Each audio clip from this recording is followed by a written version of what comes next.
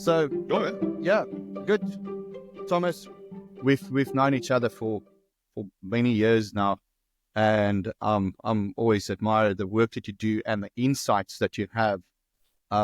What is quite unique for me about what you are is you're extremely entrepreneurial. You know, for a highly qualified person that's done studies, and I mean, you can elaborate a bit on the studies and things that you've done.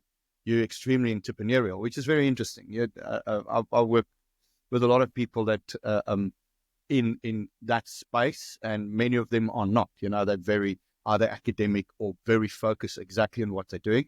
And I find that you're extremely wide. The way that you view things are very wide. Good. So, give us a bit of a rundown on you. So, no, I started by studying, by becoming a diploma computer engineer in France. So my passion was, I started playing with computers. I would say I'm part of the second wave. You know, the first wave were the guys who become very rich, the Jobs, the Gates, and so on. And I belong to the second wave of guys who started when they were teenagers playing with computers that couldn't even draw a circle because there was not enough memory on the thing, you know? That was the triangle. What was it called? Is it Logo? What was the triangle one that you said 3 forward, 3 backwards, and you could make it go like tick, tick, tick, tick. I'll get to the name.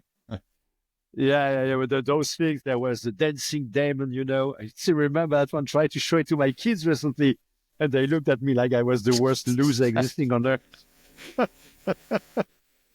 So I played with those things. In fact, from the beginning, what I found very cool with computers is that they give you a deep dive into the human brain. Because, you know, every software is written by human beings, and each one has his own language to write the software. So it was pretty cool, pretty interesting. So after having become graduated as a diploma engineer in France, started to work for a German company, because I'm German. So a German company in France that was the perfect mix for disaster. But it somehow worked. You know, having German managers explaining to French people that when the meeting starts at 9, it's not at 15 past 9 with a coffee. Mm-hmm. It's at 9. You know, so stuff like that. That was very funny. Having both cultures, because I was born in Switzerland, lived in France, and I'm German. So that was very funny. And during that time, I decided to study a bit more. So I got a master in science in algorithmics and artificial intelligence, and I got really hooked by artificial intelligence, and had the opportunity to do my PhD. Found a professor who wanted to work with me, and we worked on, at that stage, what wasn't part of artificial intelligence, which were artificial neural networks. And we rejected the fact that it was artificial intelligence because in the 90s, artificial intelligence was about expert systems. And we, being very pretentious as artificial neural network guys, thought that it was definitely not good to be part of that very lousy technique that was called expert systems. So we were artificial neural network guys. So it's very funny that 30 years later, those artificial neural networks are what are driving GPT the and neural all networks. That was the breakthrough. Yeah. And I mean, I worked on a model that could not mathematically be proven because of its complexity. I think we were 3 or 4 guys in the world at that time who expanded that network with what I called dynamic architecture, which means that it was able to create new. Well, it's all about mathematics, but it was created to create new neural cells to analyze and identify new concepts and stuff like that. So this was very funny. And after that, I went to work for a small company called HP. It's a small company, yeah. And where back then. Yeah. It was small. At that time, it wasn't that a small company, and then other things happened. But yes, and the advantage of a company like HP is that people are open-minded. So you are not just an engineer; you can become someone else, and that allowed me to move, as I always say, to the dark side of the force, towards marketing. So I had to change all the jokes I had about marketing people from an engineer perspective. And find new jobs about engineers from the marketing perspective. How did you get from artificial intelligence then moving into marketing? How did you utilize the skills? I did a PhD because I was curious to know what research is about. I never wanted to do a PhD to become a professor or a teacher or keep going on with research. And I was lucky enough to do a PhD with data coming from real life stuff. I worked in the frame of a European project. We worked with a company providing drinking water to people. So a lot of data, very complex data to analyze. And the idea was to make that data easy to read by human beings using artificial neural networks. So my idea was always to have that stone, that brick in my knowledge part. I had the computer part, I had the research part, and I wanted to have marketing, sales, and more because, as you said, I've always been an entrepreneur in my mind. I always wanted to become an entrepreneur, to create my own companies and do my stuff. So it was part of the learning curve to go through those steps. And then, okay, you joined HP in marketing. So that definitely took you down a path, yeah. Well, I joined HP as a project manager, doing stuff with localization, so making sure that what was created in the US was working in Europe, because I'm very fond of being from the cultural standpoint, not the political standpoint. I'm very proud to be a European, I mean, I'm a German. I was born in Switzerland. I lived in France, studied in France, lived in Ireland. So I'm still living in France at the moment. So I know all those multicultural things, and it makes you open-minded to when I go to US, I love being with Americans. When I go to Russia, I love being with Russians. And I go to Africa, I love being with Africans. So I have no problem with that. I'm happy with the world. I'm a world citizen. So that's the idea. It's building knowledge. It's sharing. It's being with human beings, because we're deeply human. We should stay human, even though, I mean, we're going to talk a lot about artificial intelligence, but the secret is stay a human being. And so obviously that's where you got introduced to marketing. And then how did that take you forward? Because you're now deeply vested in the way, because part of your PhD is neural networks, how people make decisions and that's a lot of your focus. And it's been your focus years which is very interesting. I mean, your take on it and explanation and how you get that to work and help companies is really remarkable. And this obviously took you down that path to get where you are today. Yeah. In fact, I was really in love with marketing, and I'm still am, because marketing is great when you really pay attention to it. It's a great thing to do, and marketing is senior to sales. You cannot sell if you don't have the proper marketing. So I did quite a lot of marketing in a few companies, and I worked for a Swiss company, well, a German company. In fact, I was based in Switzerland a few years back, and we only had 400 direct competitors on the German-speaking market. And it reached a level where one day we were on the trade show, and the only differentiator there was between our booth and the booth of our direct competitor on the other side of the wall was the color of the carpet. We had the same samples. We're doing the same thing. We had the same samples. Even the sentence, everything, even the USP on the wall, it was the same words, not in the same way. So I said, you cannot let people become your clients because of the color of your carpet, We had blue, they had red. So that's quite a bizarre way to split things. And when I found my first company, with my wife, which was about high-end motorcycle tours, we heard about neuromarketing, which is the implementation of brain science into marketing and sales. And we tried a few things, and they really helped us grow our company. I mean, when we started doing that, we saw a growth of 400% in a few months. So, about being more emotional, telling stories, stuff like that. So when I was working for that company, that German or Swiss company, I said, let's do neuromarketing. So that's how it started. I really enjoyed the process. The guys were great. And at the end of the workshop, the final workshop where they delivered the whole project, I said, guys, I want to work with you, And they said, it's possible because, you have a PhD in artificial intelligence, so you understand something about the brain. You have experience in marketing, in sales, in entrepreneurship, and so on. So you have the whole package, and it will work. So I became a certified instructor. I developed neuromarketing in the German, French, and English-speaking countries through Europe. And But each time I gave a workshop in neuromarketing, I noticed something, and that was that the people who were getting the workshop, who were learning neuromarketing, were not learning something for themselves. So don't get me wrong, neuromarketing works extremely well. It's a very powerful tool. But people were not learning something for themselves. So during a dinner with my wife, we're talking, and the word humanity came out. And neuromarketing, in fact, even though it's targeting the human brain, is, from my perspective, lacking humanity. So that's why I decided to develop my own model, which is the ethical persuader system, where in fact, people who follow my workshops learn something for themselves. They learn how to get the decisions you want from people, while they help those same people to make the decisions they need.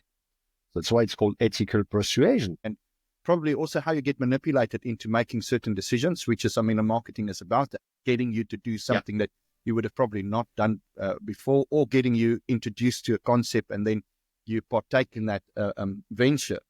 And ethical persuasion, that's core specifically as something that I mean, I can recommend it to other people as well, is where it's given me certain tools that you now know about it. So when you do something, you're like, either you got caught or, okay, this is why I'm doing it, which is good. I mean, that's a really phenomenal a piece of toolkit that you need in your toolbox, is that little bit of understanding of it. And I mean, it's a small part of the big picture. I mean, yeah, the idea of ethical persuasion is really to, and of the ethical persuader system is really to take complex brain knowledge and convert it in, as you said, tools that you can use every day. You know? And that's the whole idea, is make things simple. They say, I did the heavy lifting for you and you just have to use the tools. Now, don't. So the audience shouldn't say, okay, that's easy. I learned one thing and I use it. So I'm sorry to say, though, it's not the magic wand. You still have to understand it, to work on it. But once you understand it, I mean, it's, just like you said, Natalie, it's extremely powerful, and you can stay ethic with it. In comparison to manipulation, to influence. I mean, we know there are many techniques but you're very strong on that, the ethical side, the ethical marketing and ethical persuasion. I mean, that's a word that you're using. You must tell me a bit more about that, because that's very important. As I'm getting older, that wording becomes more and more important to me.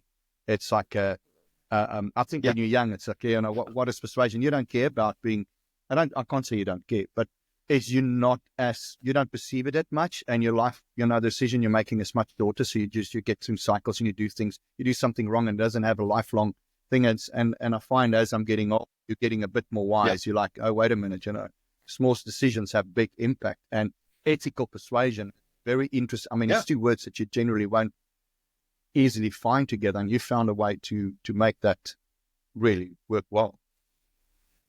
So yes, ethical persuasion. I mean, you can get people to make the decisions you want, even if they don't want to make those decisions. That's called manipulation, influence. There are many ways to do that. I mean, casinos, for example, are extremely good. There is red everywhere because red is exciting your brain. They blow oxygen so that you get more excited. That the alcohol that they give you all the time is there to shun some of your systems. There are no clocks on the wall so that you lose control of time. So that's an example. Supermarkets do the same thing. They put an underpriced product at the front door, and it anchors in your brain the fact that the whole supermarket is cheaper than what you think, which is not the case. I mean, you can play many things. There are many experiments that have been done around that. They're super interesting. Online these days, it's even more, because they got your information. They know how to persuade every single person. Yeah. They play with you all the time. And it's like the trick, there are only 2 seats left. If you don't get your 2 seats now, they will be gone forever. And you know that you come 5 days back and there are 10 seats left, So that's manipulation.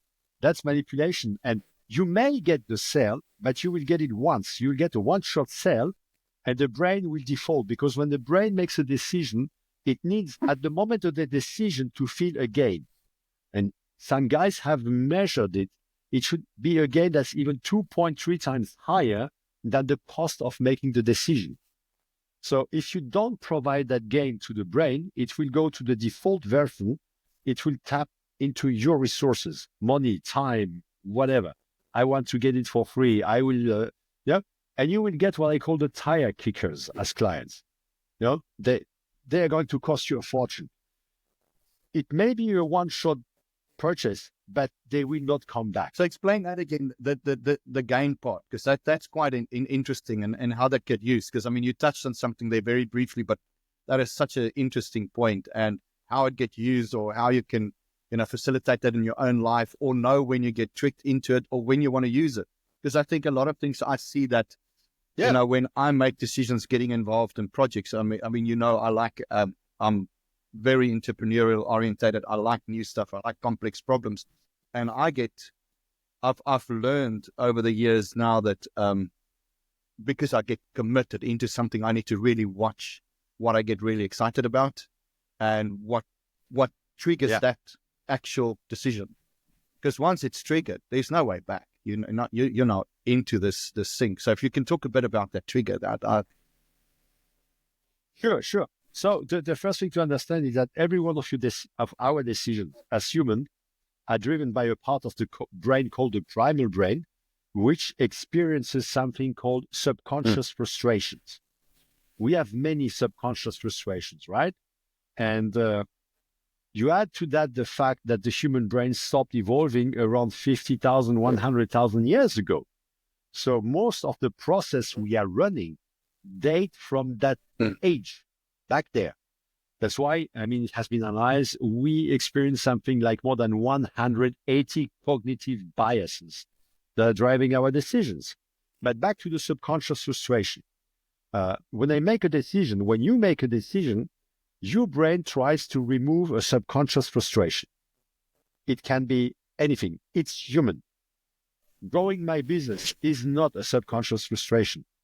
But the need to show to my father that I can make it is a subconscious frustration. The need to prove to my kids that I am the best dad in the world is a subconscious frustration. It's very human, or the need to prove to yourself that you are the big alpha male in the herd. It's a subconscious frustration. Your reputation, all those things.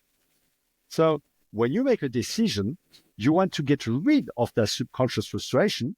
And to do that, you need to feel a gain, because the subconscious frustration is painful on the brain. And you have to understand that the brain is running, especially the primal brain, at 100% all the time. So you ask me to make a decision requires that my primal brain stops some processes to make that decision. Okay? And it makes a decision. It has been measured in 11 seconds. It takes 11 seconds to make a decision. It may not share that decision because then it needs to rationalize that decision. There are some people who will become a client only after 2 years because it takes them 2 years to rationalize. It takes other people just 11 seconds and then they move forward. There are many, many versions, okay? But the decision is made because that subconscious frustration gets removed because there is a gain, okay? So I like that example because everyone gets it. You are trying to sell a CRM to a CIO, Chief Information Officer. The usual way to do that, the rational way, because we are Homo sapiens, we think that you are superior to everything on earth because we are so rational. So you are going rational to that guy and say, okay, with my CRM, you can handle 10,000 contacts. You can add 100 fields of information. You can share it with your team. So that's rational. So I cannot make a decision on that. Or I will make the decision to get rid of you because you are such a pain in my foot, that I need to get rid of you. So to feel a gain, to make the decision to get rid of you, I'm going to default back my brain to what works best in the 21st century. It's money. It's my biggest resource in the 21st century. So I'm going to ask you to give me a rebate, to give me a 6 months longer test period, to give me a higher level version of the product for the same price, stuff like that. But in fact, if you go to that guy and say, okay, what if you could get home every day at 5 p.m. and spend more time with the kids and the wife? What if you would avoid that divorce that's going to hit you very soon? You are targeting, in fact, the potential subconscious frustrations of that person. The problem is with subconscious frustrations is that as they are subconscious, they cannot express them. So how will you understand what they are if they don't tell you? So that's why you need to do a lot of work, with my help, of course, to get access to those subconscious And to frustrations. understand them, yeah. And that's the whole thing. And so I heard a very interesting thing. It's also from neuroscience that they say if you are ethical is not the word. I'm now at the loss of the word. But if you are real, but real is not the word. So if you're it's authentic, that is it. Because you can't be lying if you're authentic. Authentic means you're real and it's from your heart. It's 4 times more powerful than any other emotional thing that you can push forward to people. 4 times the power, that's very, very interesting. So authenticity, and if you can understand the primal directive and those frustrations, you combine those two, then ethical persuasion and the way to sell will go to the whole completely new level. And obviously that's what you're tapping into. That's the whole thing that you're trying to push forward. Yeah. Yeah. When you're authentic, when you speak with your heart, with your soul, however you want to call that, you use your primal brain to communicate. And the primal brain cannot talk, okay? But it uses your whole body to communicate. So your voice will be in sync with what you are saying. Your body language, your micro expressions, they're called micro expressions because they last a microsecond. And the brains in front of you can analyze that. It's super interesting. But of course, you have to create emotions. There is a guy who demonstrated in 1995, Antonio Damasio, with one of his books called Descartes' Error, who demonstrates, in fact, that to drive decision, you need to create an emotional variation. So you need to take them from one emotional state to the next one. And a lot of people and commercials get it wrong. They make you smile, or they make you cry, or they make you think. That doesn't drive a decision. But if I know your subconscious frustration, I tell you what it is, and I show you how it's going to be when I remove that subconscious frustration. I've created that emotional variation. Okay, and I have only a few seconds to do that. So with the CIO example, I use the what if question. What if you could get home every day at 5? In that question, I show them that currently they cannot get home. They don't spend the time with their kids. And the what if is imagine. I haven't solved the problem, but I triggered in their brain the fact that I know what the subconscious frustration is, and I show them that there is a way to do that. Yes, but I need to understand that the subconscious frustration and how to solve it. So you can do it. But you have to understand how that bloody machine up there works. What I'm hearing a lot when I'm working with companies at the moment, that the CEOs are driving, we need to get like AI adoption, which is very interesting. It's usually, it comes through different angles when there's adoption of certain things, and especially technologies. It's a specific route that it goes through. And I'm seeing that a lot of companies it's the CEOs. It's the CEOs that are pushing the people, and the structure is struggling to do that. And I wonder, so it's not a technology problem, it's a decision-making problem, and how to speak to this organism, this company, and to the people in there that, this is what we need to do, or maybe we'll have to go through the frustration to be able to adopt this. How does it look? How do we make this viable? Is this something that we need to adopt? And I think with what you're doing is you can potentially play a massive role in there because of your background, what you know about AI, because you really know what you're talking about there. But then you also really know about the adoption, the marketing. How do you speak to people? So, and I foresee that this is one of the things where there's a massive gap. Is that part where there's some people that's picked up on it, and it's a lot of the C-level guys, especially the CEOs, and now they're trying to communicate this, and they're not getting the traction because it's not something that they usually do in this manner.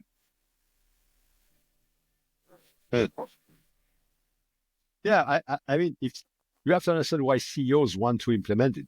There is for sure something linked with the fact I need to prove that I am the guy that's ahead of everyone. I may be the business owner, I may be the CEO. I'm not that outdated. I'm not far away in a galaxy of executive decisions and so on. I also can be hands-on, But the guys underneath, they may see AI as a danger. So my subconscious frustration may be, if I use that, I'm losing my job. So how can you prove them that, in fact, with that, they are going to be great? They are going to be fantastic. They are, you know, it's, I'm now moving towards saying to people the sense, make me great. So make me great as an employee.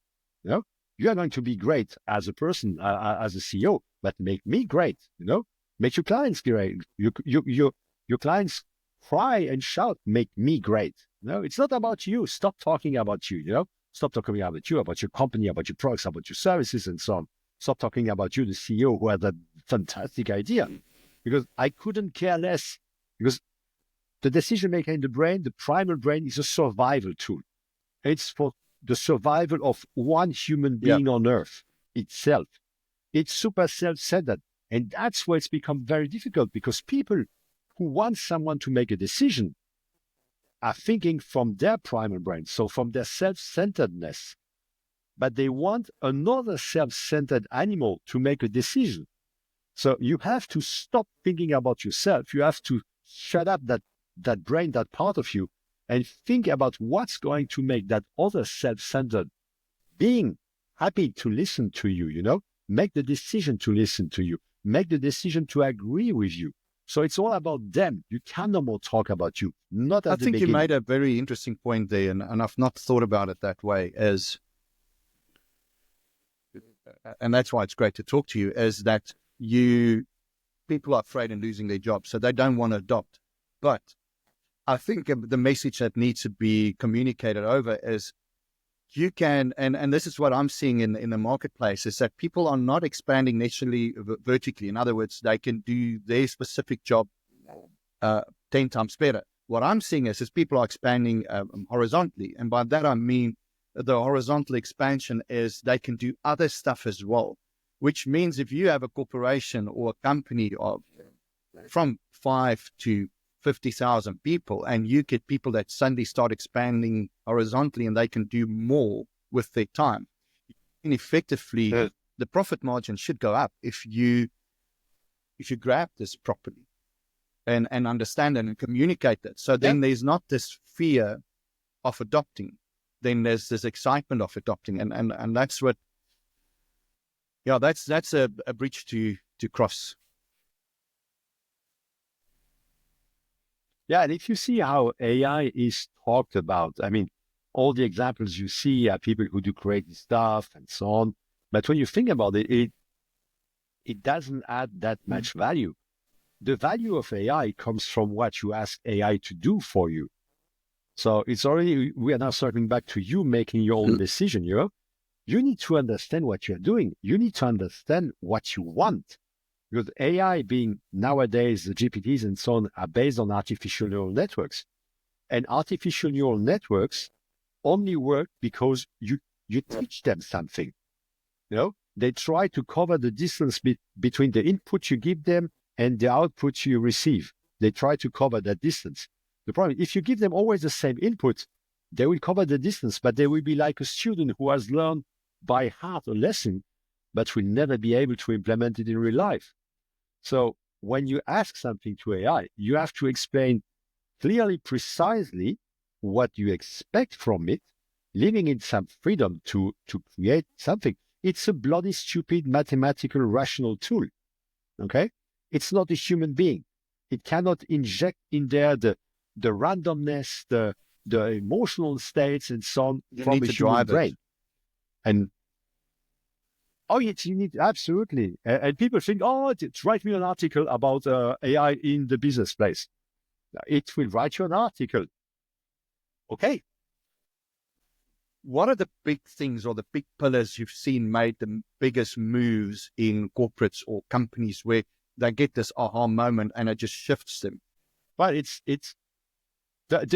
very often the aha moment I get is when I give workshops, and when I always start the workshops by playing with the brains of the audience, you know, because I mean, 97% of people are convinced that everything is about being rational, you know, because again, that's because we live in a world that we made rational, right? It's all clean. It's adapted to us, to allow us to live.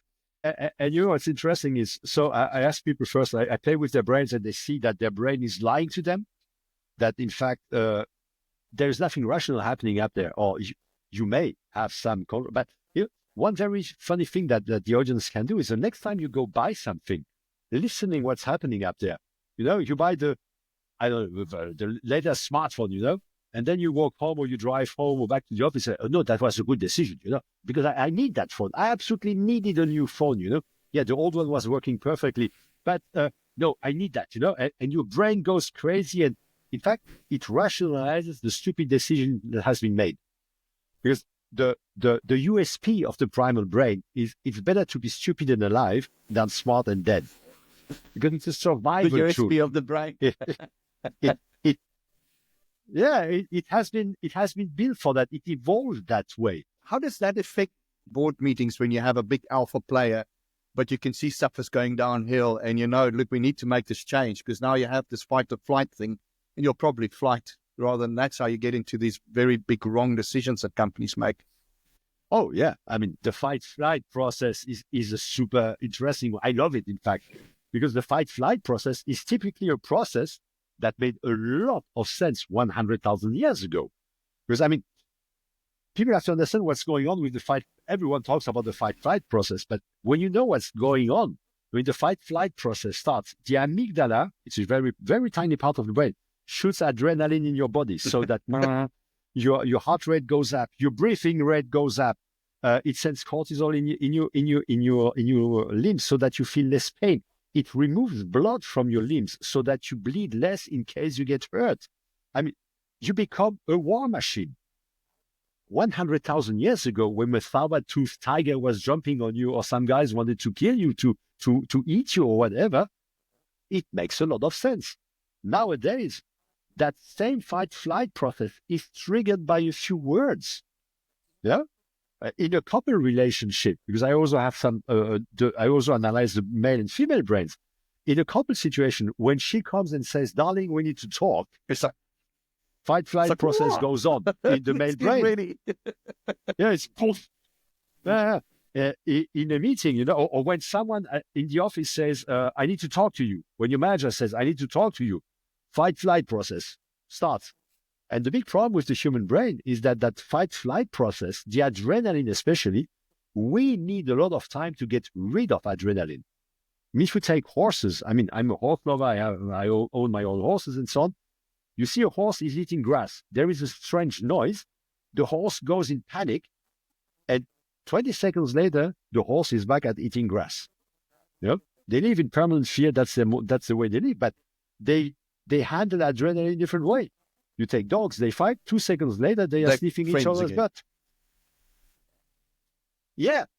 When we have that, I mean, if you have that, your boss says you something and you have that fight-flight process going on, and at lunch you are alone in your little corner and you are processing that for hours, it's still running up there. So in board meetings, it's a micro tribe trying to fight against each other, and you can create sub-tribes. Tribes are extremely interesting. They're, in fact, the fourth parameter of the ethical persuasion formula, where there are 4 parameters that you need to maximize to have ethical persuasion. And tribes are super funny. You can take a division, 20 people. You take them they all work together. And let's say marketing and sales, because that's a good example. Everyone understands it, The marketing guys always, the sales guys, and the sales guy always said that the marketing provides shit. Usual conversation you can hear in any company, yeah? You take the marketing group, those 20 people, you put them in an offsite. You say 10 of the guys are the blues, 10 of the guys are the reds. They become 2 new tribes who are ready to kill each other. And at lunch, after the offsite, oh, you the reds, you were so miserable, we the blues, la la.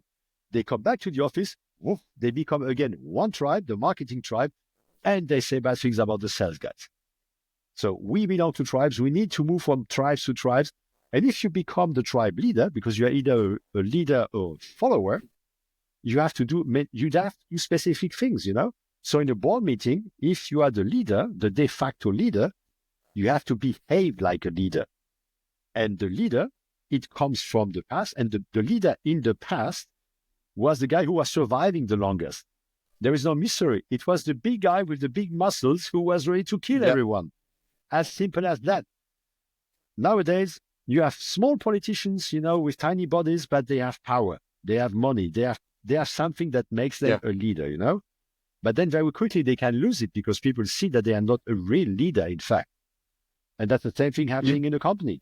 If you are a leader, you have to nurture your tribe, So if you want them to make the right decision, you have to nurture them. You don't have to hit on them. You spoke about the biggest shifts that you see when you start training people and teaching about the brain that lies to them. I want to come back to that point again, like the big aha moments that you've seen. So you were speaking about you training people to see, like, hey, wait a minute, my brain is lying to me. If you can cover a bit of that again, because that's quite interesting. I think if people can grasp a bit of that, it'll change their lives. There are good examples.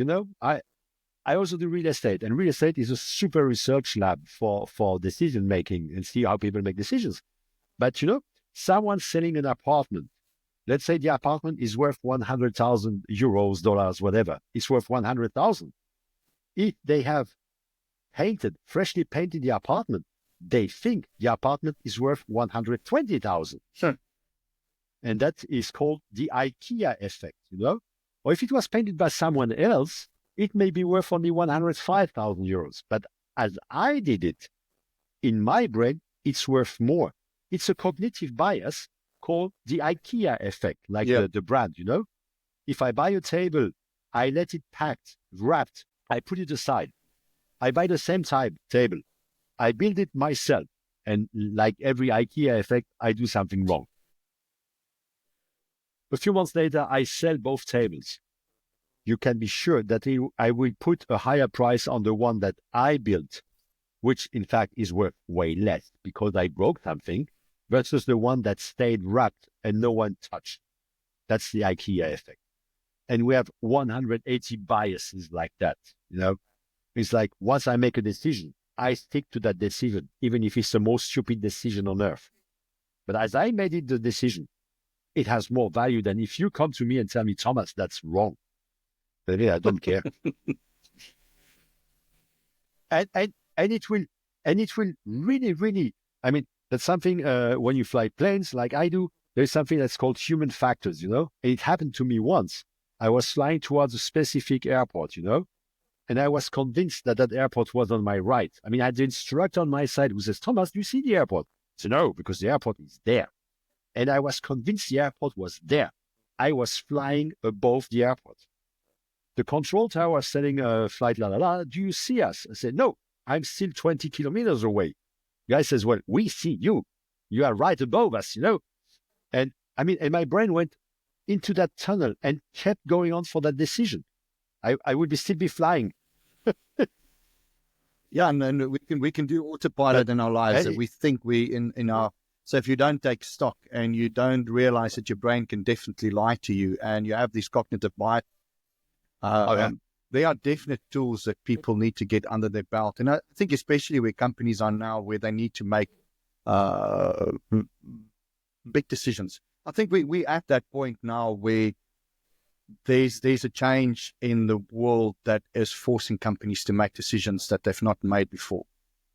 It's kind of, you can't ignore it. Sure. Where previously you could, you have some potential that can disrupt your industry, and maybe they're lucky and they get in, and you kind of take it on the nose. Whereas it's very different now.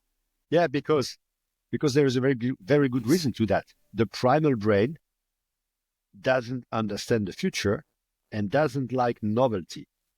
Novelty is a pure rational thinking, like offering as many choices as possible. That's rational. The primal brain hates making decisions, and it cannot even choose among two. So when you want to introduce a new product, it has to be connected to something existing.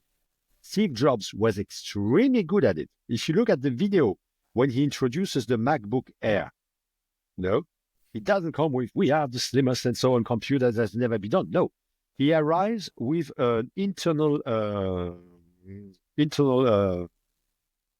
mail envelope. Everyone can relate to an internal mail envelope. We all know what it is. And inside there is the MacBook Air. So when he unveils it, the brain gets it. Wow, shit, that's what I was doing for paper. I put 1 or 2 sheets of paper in there, and now I can put a computer in there. Wow, that's amazing. Yeah, thanks, Thomas. If you can just give us information about yourself so people know where they can get hold of you, what's the best way of contacting you, what are the type of clients that you can potentially help, how does the workshops work? Sure. So one of the easiest way to find me is on LinkedIn. So that will be Thomas Trautmann, Trautmann. I'll put the link in and there. I'm the bald guy with the brain on LinkedIn. There are some other Thomas Trautmann. There are not that many, but the bald with the brain, that will be me. So people can message me. I'm very active on LinkedIn, so no problems. My website is happy-brains.com, where you can find quite some information. You can get my contact information there, so no problem.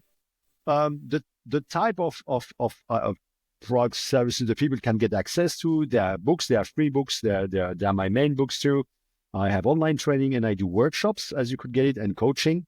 Workshops can last from a half day to 3 days, depending on how far and how deep we can go. We can rework on based on the ethical persuasion, your marketing, your sales, and so on. Coaching can be individual, can be group coaching. It's all about getting you more results, growing the revenue, and so on. And I usually work with business owners who want really to grow their revenue and their success. Awesome. Thanks, Thomas. I appreciate so much your time. It's really great to have a chat again. We'll hook up pretty soon again. Thank you very much.